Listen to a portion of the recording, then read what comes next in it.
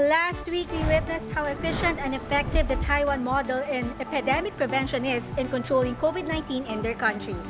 That's right, Val, but we're not done yet exploring Taiwan. Hinamon ng COVID-19 ang takbo ng ating pamumuhay. Pero eto pa rin tayo, nakatayo at patuloy na hinaharap ang panibagong mundo. The global pandemic has shown that human resiliency has never been stronger. There are no challenges too great when everyone is working hand in hand, just like what Taiwan did in the fight against COVID-19. At ngayong araw na ito, masusulyapan natin ang buhay sa Taiwan sa panahon ng new normal. And we will get to know as well the stories of our kababayans in Taiwan and how well the nation fostered their safety and security during these challenging times. Ako po si Valerie Tan, kasama si Rubilson Fernandez. Kami ang inyong tagapaghatid ng mga kwentong Pinoy ang tibok dito sa Taiwan. Ito ang iHeartPH, Embracing Taiwan. Embracing Taiwan.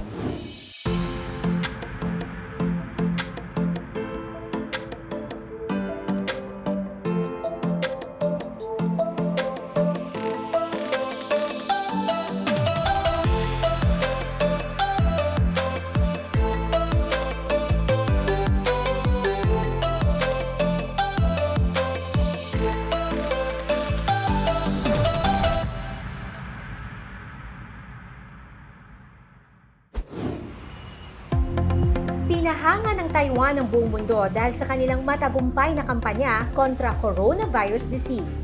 Hanggang sa ngayon ay nananatiling mababa ang bilang ng kaso ng COVID-19 sa kanilang bansa.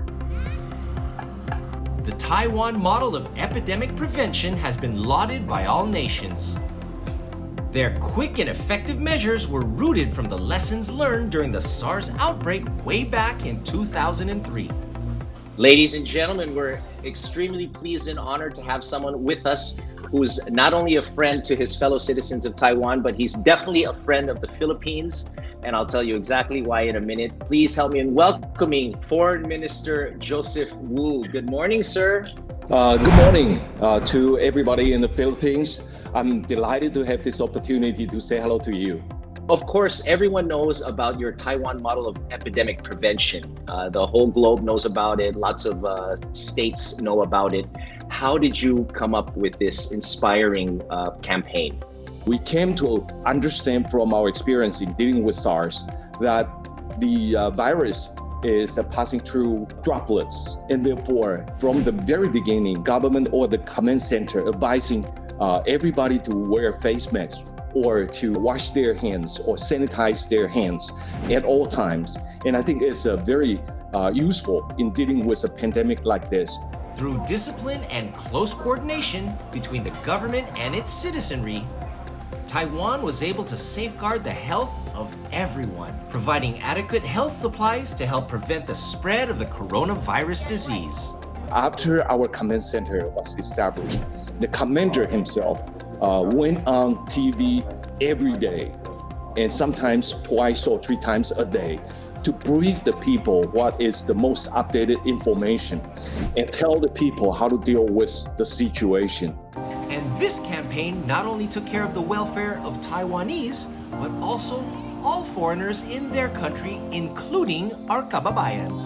And this act of kindness is deeply rooted on Taiwan and the Philippines' long, friendly relationship with each other. Why do Filipinos love Taiwan, and conversely, why does Taiwan love the Filipinos? We have been helping each other at the time of our need. And therefore, Taiwan and the Philippines always enjoy that friendly relations with each other, especially when it comes to people-to-people relations. Nasa 4 na raang Pilipino ang nagtatrabaho sa EP2 Manufacturing Company sa Taiwan. May banta man ng COVID-19 o wala, ramdam na ramdam daw ng ating mga kababayan dito ang warm and friendly hospitality. We had a happy family in our company, a lot of friendly people in our community. Ilang taon ka nang nagtatrabaho sa Taiwan at ano ang trabaho mo? 8 years na po akong nagtatrabaho sa bakery department. No? I'm also the leader of my production line. Also, the company also provide us, for example, our medical care, our food and accommodation, no worry about that. Hindi rin daw nagkulang ang EMA sa pagpapatupad ng mga health and safety protocols ng Taiwanese government sa mas pinaigting na kampanya laban sa COVID-19. Actually, pag sasakay ka nga ng bus, pag wala kang mask, hindi ka makakasakay dun sa bus. Tapos, kailangan din ng social distancing. Thus, pag going to work, they took our temperature and then swipe our ID to know who is entering the factory. And then after starting your work, also the secretary took our temperature and then now you can start the work. Then after 4 hours, they also take our temperature. So I feel safe. Very safe din daw ang kanilang pakiramdam dahil alam nilang disiplinado lahat at sumusunod sa mga patakaran para sa kanilang kalusugan at kaligtasan. Discipline lang talaga. People in Taiwan is very disciplined. Actually, since nung pandemic, parang dito, although may virus, but parang normal lang din. Kasi kung susunod ka lang sa government nila, very safe talagang Taiwan. Dahil dito, muling in-extend ng Taiwan ang visa-free entry ng mga Pilipino sa kanilang bansa. Statistics, there are more than 500,000 Filipinos came and visited Taiwan last year. And that's quite a lot. And we will continue to grant the Philippines visa-free status, so there will continue to be more and more Filipinos come in and enjoy Taiwan. Kaya naman lubos ang pasasalamat ng mga kababayang OFW at makakapagpatuloy silang maghanap buhay para sa ikabubuti ng kani-kanilang mga pamilya. The Philippines is a very important neighbor of ours. And we've seen the expressions of the Filipinos who are able to come and enjoy everything here in Taiwan, not only the food, but also the scenery, and especially the people.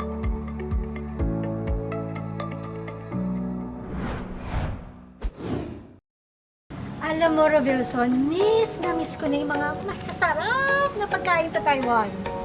I know, right? This is one thing we both agree on, Val. Sarap talaga. And with many types of food in Taiwan, aside from being delicious, of course, emphasizes on being healthy. It's rich in multiple nutrients, perfect for the public in boosting their immune system.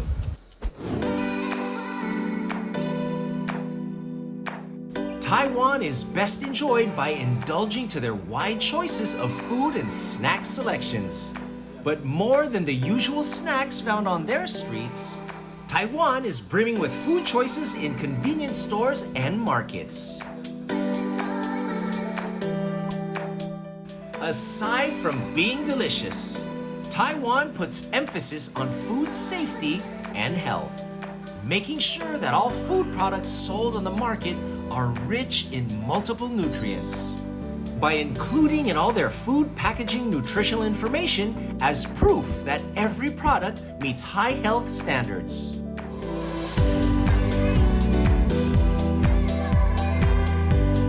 Maliban sa safety, isa rin sa isinusulong ngayon sa merkado ng pagkain sa Taiwan ay ang mga tinatawag na immunity foods o ang mga pagkaing organic, healthy at nakakatulong mag-improve ng immunity. Gaya ng mga pagkaing rich in probiotics, herbal products, fruit-based flavors and ingredients for snacks at iba pa.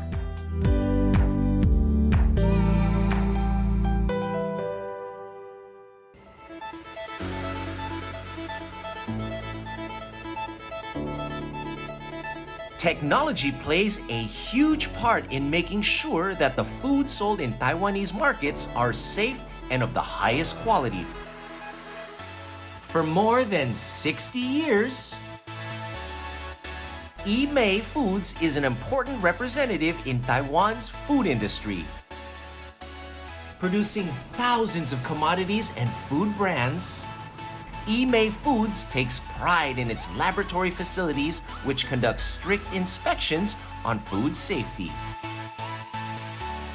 Aside from their food safety laboratories, masusing binabantayan ng EP2 Foods ang production ng kanilang mga produkto, kahit na fully automated na ang proseso ng kanilang paggawa. Ang bawat galaw at proseso ay maaaring mapanood sa mga TV screens na matatagpuan sa loob ng kanilang facilities. All employees must also adhere to strict production protocols to ensure that all food products will not be contaminated. by following an instructional video prepared by the company whenever they enter production facilities.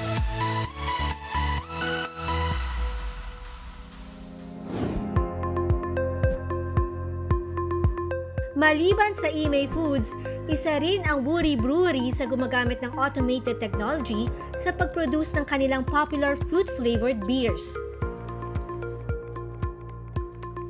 Since 1966 ay walang palya na dumadaan sa strict quality control ang bawat raw material, water quality at production process ng Woody Brewery.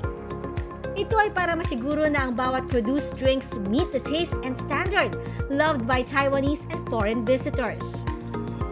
Woody Brewery uses sustainable green energy, which has been the priority of Taiwanese government, making Taiwan the pioneer in the Asian green energy industry. Taiwan is truly a unique and an advanced country. So next time you visit Taiwan, make sure to try the food and beverages we shared with you today.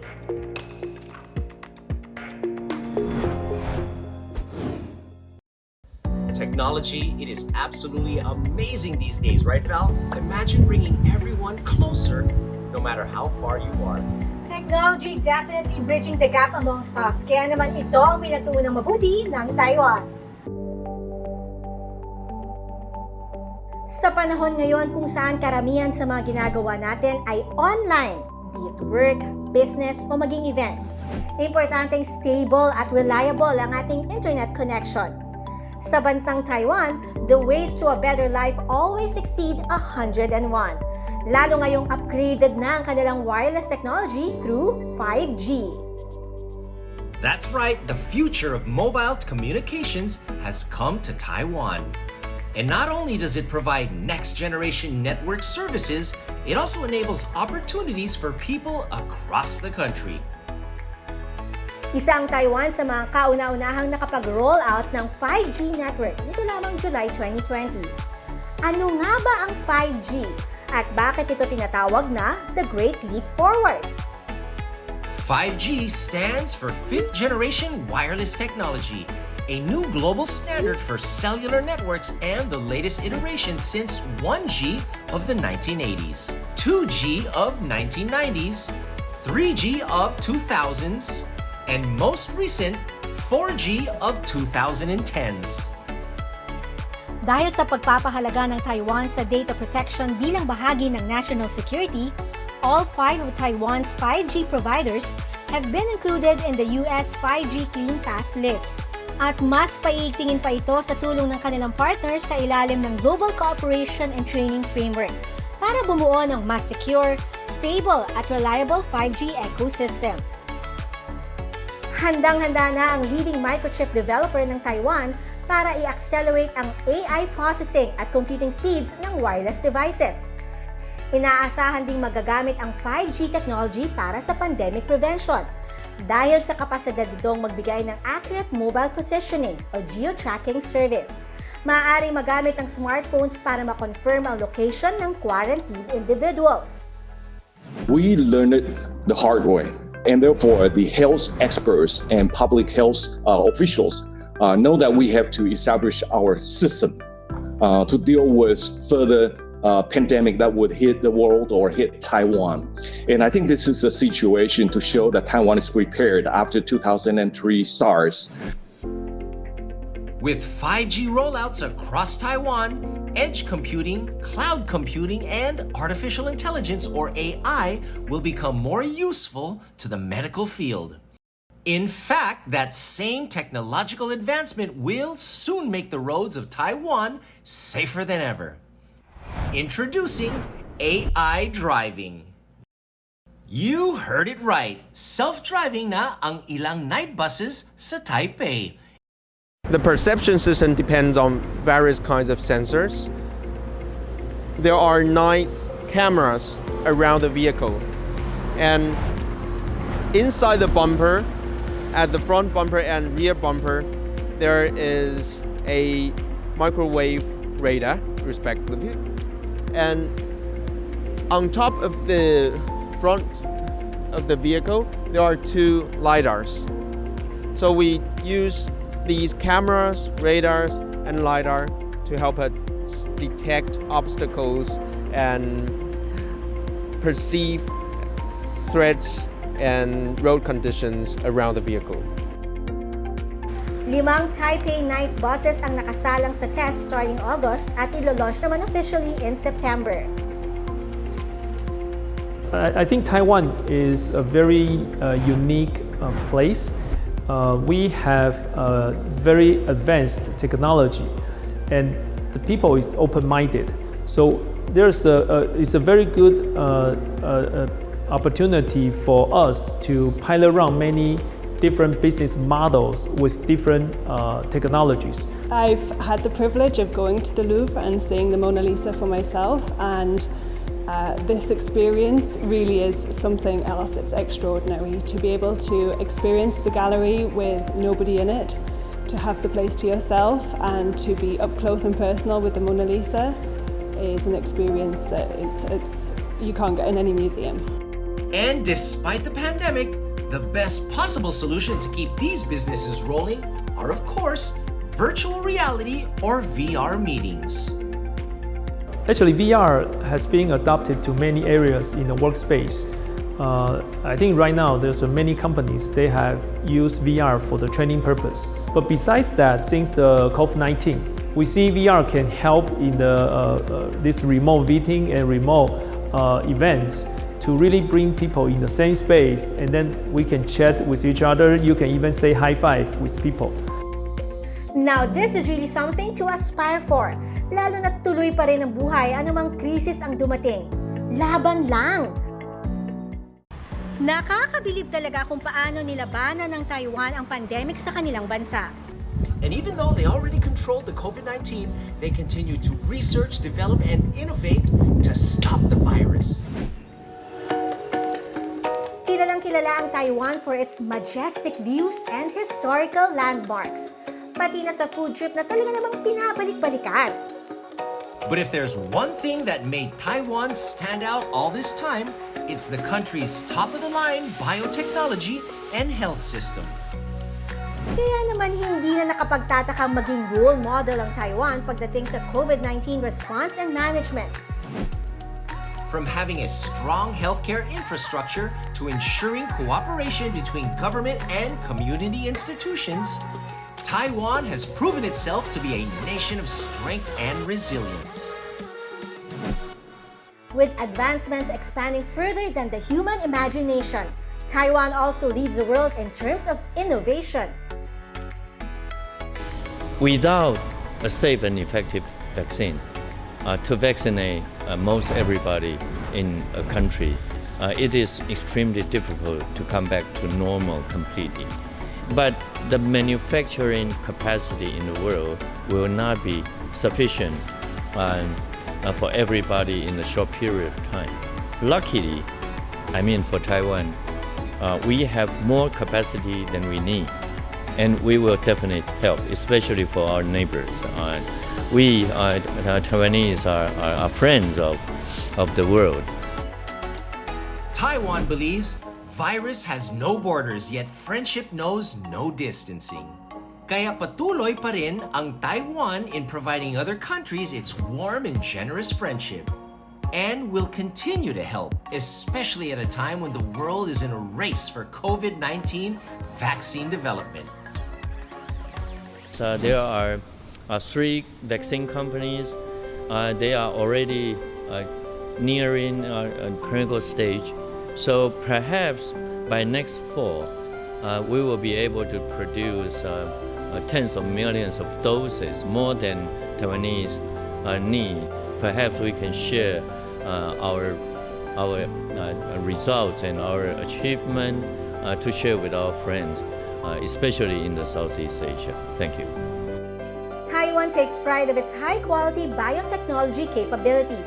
Ito rin ang nagpapatunay ng kanilang kakayahan sa larangan ng vaccine research, development, and production. Unfortunately, the Philippines has ended up with a lot of cases, and it is also providing an opportunity for Taiwan Research Institute to work together with.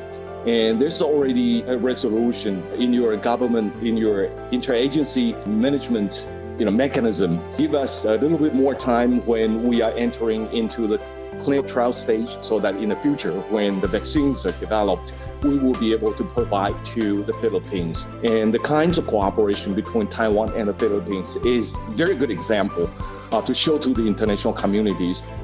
The role of the government also plays an essential role in this development, which explains the success behind their public-private partnership model, or PPP. Malaki na nga ang pinagbago ng mundo simula nang pumutok ang COVID-19 pandemic. Pero ang Taiwan, mabilis na nakabangon mula sa mga epekto nito. And as it seems, it only made Taiwan emerge stronger than ever as it bravely embraces a new normal way of life. Life in Taiwan is quite normal these days. Schools were not interrupted, ball games were not interrupted, and the businesses in Taiwan are also not interrupted. So Taiwan basically is living in a normal life these days. But we also understand that the pandemic is still out there. And therefore, our command center is still advising people to avoid crowded areas and to wear face masks if they need to go into public places, so that we can continue to prevent pandemic from coming into Taiwan. Bukas na ulit ang iba't ibang establishments at tourist attractions na tila mas nagniningning pa ngayon sa ganda. Only goes to show that the amazing Taiwan is indeed one step ahead of the world in revitalizing its economy. No matter what disaster looms, Taiwan remains magnanimous, protecting its citizens, contributing to humanity through their technological progress, and striving to play a key role in the future global economy. Here's to hoping that once this pandemic is over, muli nating masilayan ang ganda, maranasan ang saya, at matikman ang paborito nating mga pagkain in one of our closest neighbors in Asia. Embrace Taiwan! Yes! Yes! Thank you so much, Robilson, for accompanying me and virtually experiencing with me Embracing Taiwan. My absolute pleasure, Val. Well, it's a different feeling, but I had a great time. Next time you need me, you know I'm just 2 clicks away. Alam mo naman that you are always welcome here. Well, that's hashtag Embracing Taiwan. Yes! Taiwan can help. Taiwan is helping. Ako si Valerie Tan, kasama si Robilson Fernandez. kami ang inyong tagapaghatid ng mga kwentong Pinoy ang tibok dito sa Taiwan. Ito ang I Heart PH, Embracing Embracing Taiwan. Taiwan.